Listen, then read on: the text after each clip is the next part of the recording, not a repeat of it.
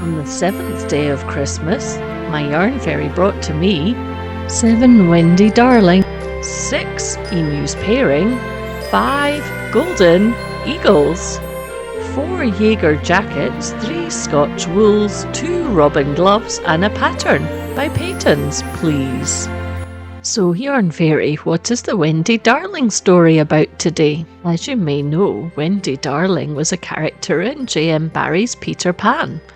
And this is a story of Peter Pan, Darling and Wendy Wool, and a knitted wedding dress to celebrate a royal wedding. But let's go right back to the beginning, with Carter and Parker, who were the original founders of Wendy Wools.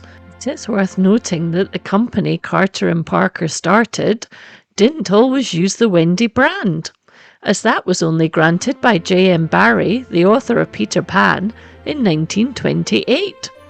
The company actually started in 1898 and was only incorporated in 1925 as Carter and Parker Ltd. As the advert in the popular knitting book from circa 100 years ago, we think about 1921, given some of the pictures inside, they use other brand names such as Cock of the North.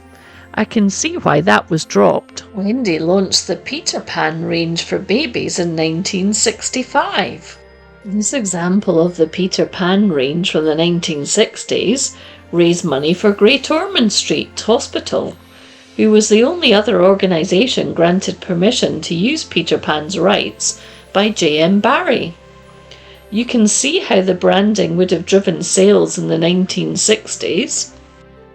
So the first pattern the Yarn Fairy actually brought us on day 7 was a Wendy wear pattern number 569, and it's for bust sizes 38 to 42 inches. It was simply called Ladies Jumper, which doesn't really do it justice and sell the beauty of that neckline. It was knit in 2-ply, so it would have been a lot of knitting. I believe the styling of this pattern is from the 1950s. Does anyone know differently? I would love to hear in the comments if you do. The next treat is a 1960s pattern number 530 called Boys and Girls Sweaters. The pattern is for a 22 to 26 inch chest. Aren't the models real cuties holding hands?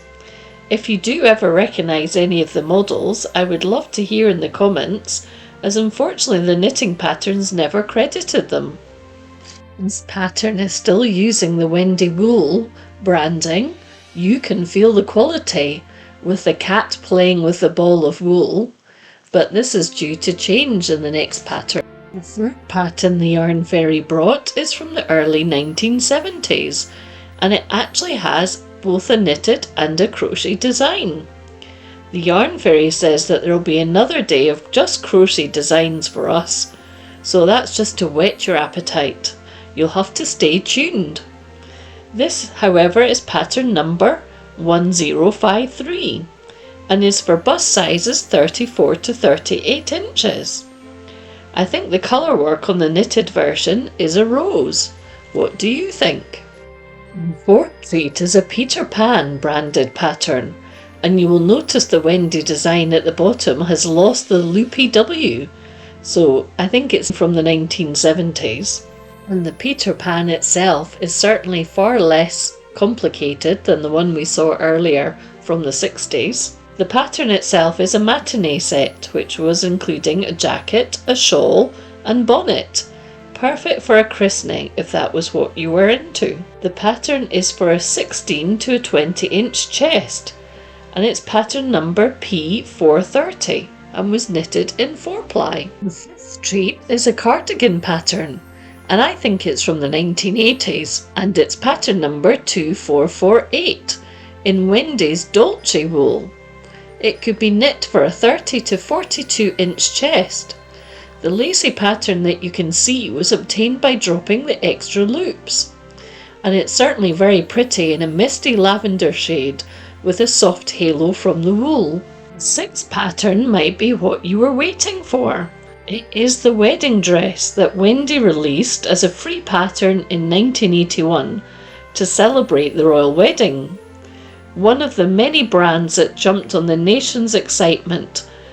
I wonder if anyone knitted this wedding dress, apart from the test knitter, of course. It would certainly have been an economical wedding dress. As you can see, it was boasted that it could be knit up for only £18.50, which, was still fairly expensive at the time, but certainly a lot less than a wedding dress would have cost. I don't know if Wendy actually produced this ahead of the wedding, and they were guessing at what an outfit might have looked like, but it was certainly very different to the actual royal wedding dress that Princess Diana actually wore. The 7th pattern yarn fairy isn't really that vintage, but we'll forgive you because any bride who had knitted their wedding dress might really want their flower girl or bridesmaid to be sporting some knitwear too. And pattern number 223 would also work for first communions or other special occasions as well.